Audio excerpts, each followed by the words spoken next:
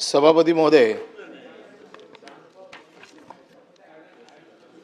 2026 से विधानसभा विधेयक क्रमांक 53 महाराष्ट्र पोलीस अधिनियम, महाराष्ट्र हॉटेल उपाहारगृह मद्यपान कक्ष यामधील अश्लील नृत्यावरती प्रतिबंध घालण्याबाबत महिलांच्या प्रतिष्ठेचे संरक्षण करण्याबाबत अधिनियम 2016 मध्ये आणखीन सुधारणा करण्यासाठीचे विधेयक। म्हणजे हे आणखीन सुधारणा करण्याचे विधेयक आहे। मग मूळ विधेयक काय?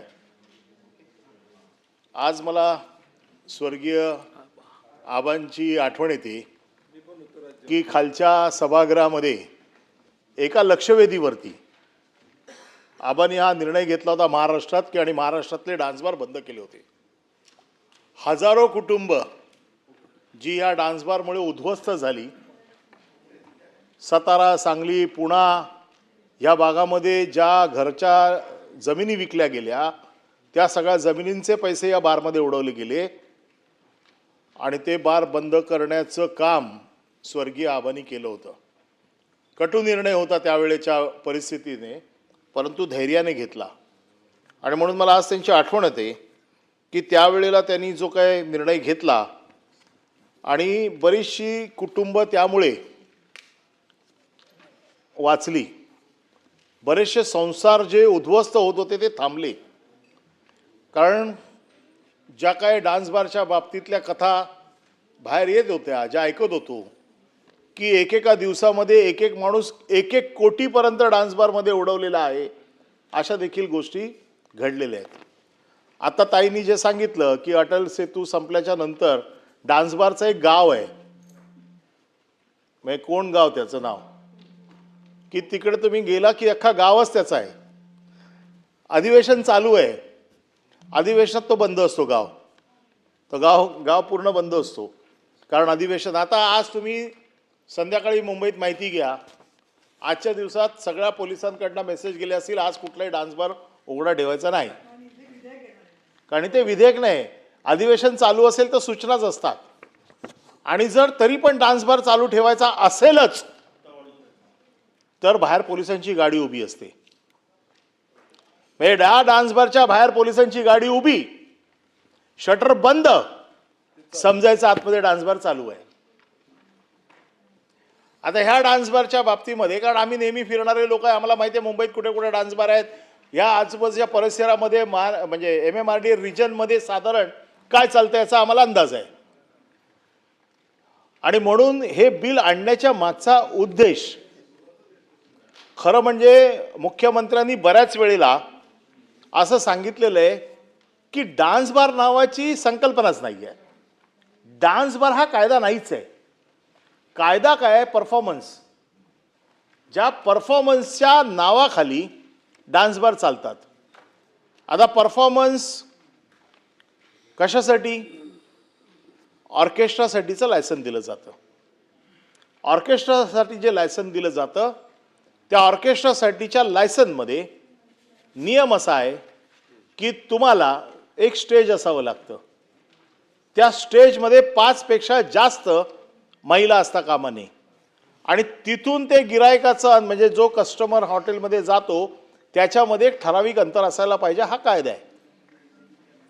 डान्स बारचा कायदा कुठलाच नाहीये की तिथे नृत्य तुम्हाला पहिल्यापासूनच करता येत नाही, परंतु परफॉर्मन्सच्या आधारावरती, त्या लायसन्सच्या आधारावरती हे डान्स बार चालतात। आणि आपण जे आता खरं म्हणजे मी या विषयावरती आज बोलणार नव्हतो, परंतु मगाशी सांगितलं मला की झोपलेल्याला उठवता येतं, सोंग घेतलेल्याला उठवता येत नाही, तर आता मी झोपलेला पण नाही आणि सोंग पण घेतलेला नाही आहे। तुम्ही कायदा करताय, कोणावरती करणार तुम्ही कायदा? तुमच्यात काय हिंमत आहे हो? ग्रह खातं आहे ना तुमच्याकडे, हिंमत आहे? अहो तुमचा मंत्री डान्स बार चालवतोय, मंत्र्याच्या आईच्या नावावरती डान्स बार आहे, 3 FIR झालेत त्याच्यावरती, काय कारवाई केली तुम्ही? खरं या विषयात मी जाणार नव्हतो, परंतु जर तुम्ही आमच्या राजकीय पक्षाच्या कार्यकर्त्याला जर लात म्हणून उठवायचा प्रयत्न कराल तर आम्हाला देखील सगळ्या भानगडी माहिती आहेत। तुम्ही तुमच्या मंत्र्यावरती कारवाई करू शकत नाही, ज्यांच्या नावावरती लायसन आहे त्यांच्यावरती तुम्ही आतापर्यंत काही कारवाई केलेली नाही। तुमच्याकडे जो तपशील आहे तो पूर्वी तुम्ही सभागृहात मांडलेला आहे, त्या संदर्भात त्या संबंधित व्यक्तीने निवेदन केलेलं आहे. अशा वेळेला परत तुम्ही न आता तेच आरोप करू शकत नाही. माझ्याकडे मी परत सांगतोय, मी मुख्यमंत्री नाही, मी यांच्या हरकत नाही. मला तुम्ही संरक्षण द्या. हे हरकत घेणारे कोण या विषयावरती? मुख्यमंत्र्यांनी सांगितलंय आम्ही तपास करू. मुख्यमंत्र्यांनी सांगितलं आम्ही तपास करतो. आणि अजून त्या तपासाचं झालं काय? त्या तपासाचं झालं काय? तुमचा मंत्री डान्सबार चालवतो म्हणून त्याच्या संरक्षणाला तुम्ही उभे आहात. मंत्र्याच्या संरक्षणाला ह्या उभे आहेत. आता तुम्ही महिलांच्या प्रतिष्ठेबद्दल बोलताय आणि त्याच्या संरक्षणासाठी तुम्ही उभे आहात.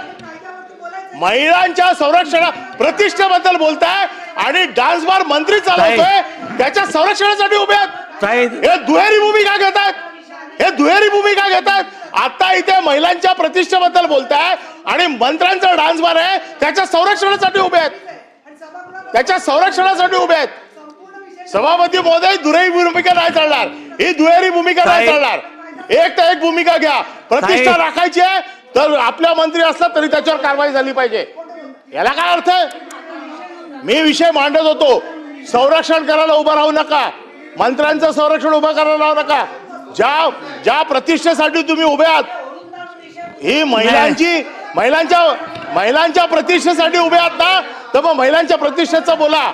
महिलांच्या प्रतिष्ठेसाठी उभे आहात ना, तर महिलांच्या प्रतिष्ठेसाठी बोला. महिलांच्या प्रतिष्ठेसाठी उभे आहेत तर महिलांच्या प्रतिष्ठेसाठी उभे राहा. मी बोलणार नव्हतो, परंतु कारण नसताना महिलांच्या प्रतिष्ठेसाठी, महिलांची प्रतिष्ठा आहे. स्वतःचा मंत्री डान्स बार चालवतो त्याच्यावरती काय बोलत नाही. मुख्यमंत्री अहवाल देणार होते. काय झालं त्या अहवालाचं? तीच रेकॉर्ड म्हणजे काय? राजीनामा घेतला की नाही? हो, एक मिनिट. मंत्री महोदय मी काही चुकीचं बोललेलो नाही. मंत्री